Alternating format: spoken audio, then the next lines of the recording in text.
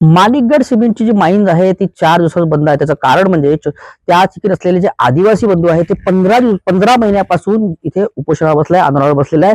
पण ते कोणतीही दखल न घेतल्यामुळे आता त्यांनी 4 दिवसापासून ही पूर्णपणे माईन्स बंद पाडलेली आहे. त्याच्यामुळे उत्पादन जे ठप्प झालेलं आहे. या संदर्भात इथले जे नेते आहेत आपल्यासोबत आहे अभितजी. नेमकं प्रकरण काय आहे आणि आपण त्याच्याकडे जाणून घेऊया.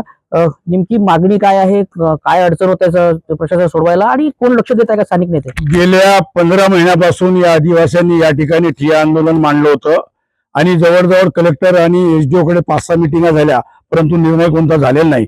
मुळात बाब ही आहे का या ठिकाणी जे वन विभागाची जमीन दिली आहे त्या वन विभागाचं आणि महसूल विभागाचा घोळ असल्यामुळे या ज्या पट्टणदार आदिवासी आहे यांच्या मालकीच्या जमिनी असताना कंपनीने टप्प्याटप्प्याने त्या जमिनी उत्खनन केल्या आणि त्या लोकांना बेरोजगार करण्याचं काम कंपनीच्या माध्यमातून झालं. आणि 15 वर्षापासून या आदिवासीचा संघर्ष सुरू आहे, परंतु प्रकरण कोर्टामध्ये आहे, कोर्टामध्ये निकाल लागत नाही आणि लोकप्रतिनिधी म्हणून ज्यांना आम्ही निवडून दिलं ते या बाबीकडे कधी लक्ष देत नाही, अशी परिस्थिती या आदिवासीची झालेली आहे. आणि यामुळे 18 आदिवासी कुटुंबाची जमीन जे कंपनीनं बेकायदेशीररित्या उत्खनन केलं त्यांना मोबदला दिला नाही, नोकरी दिली नाही आणि त्यांना खरं तर आम्ही त्यांची मागणी आहे का या जमिनीची संपूर्ण मोजणी करा, परंतु कंपनीला 493 हेक्टर जमिनीचा लीज करार झाला. प्रत्यक्षात ABC अशा 4 खदानी या ठिकाणी खोदलेल्या आहे, त्या कितीतरी पटीने जास्त क्षेत्रात आहे आणि भूमापन मोजणी या ठिकाणी म्हणजे गेल्या 40 वर्षात झालेली नाही. वास्तविक पाहता कंपनीनं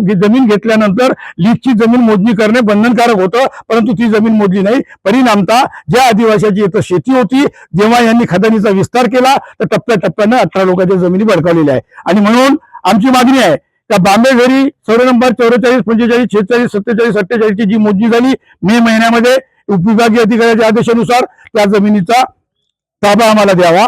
दुसरी गोष्ट 493 हेक्टर जी जमीन तुम्हाला लीज मध्ये दिली आहे त्या जमिनीमध्ये आदिवासींच्या 18 लोकांच्या ज्या जमिनी या आतमध्ये आपल्या कंपनीच्या क्षेत्रात आले त्याची भूमापन मोजणी करावी. जून महिन्यामध्ये कंपनीने पत्र दिलं की आम्ही मोजणीचे पैसे भरायला तयार आहोत, परंतु गेल्या 6 महिन्यापासून त्यांनी मोजणीचा पैसा भरला नाही. परिणामतः मोजणी न झाल्यामुळे हा प्रश्न तसाच रेंगाळलेला आहे आणि आम्हाला एकतर एवढी मोठी फॅक्टरी गडचंद्रला उभी झाली, यामध्ये खरं तर मोलाचा वाटा या कुसुंबीच्या आदिवासींचा आहे, पण एकही आदिवासी नोकरीवर दिलेला नाही. आणि शासन प्रशासनाकडे शेकडो अर्ज केले, निवेदन केले, परंतु कोणत्याही लोकप्रतिनिधीने किंवा शासनाने दखल घेतली नाही. आमच्यावर उलट आदिवासीवर 8 ते 9 गुन्हे दाखल केले, अख्ख्या संपूर्ण कुटुंबांना वेटीस धरलं. महिन्यामध्ये 5 दिवस त्यांना कोर्टात जावं लागतं. पण या कंपनीच्या विरोधात आम्ही शेकडो तक्रारी करून सुद्धा एक पोलिसांनी गुन्हा दाखल कंपनी विरुद्ध केला नाही.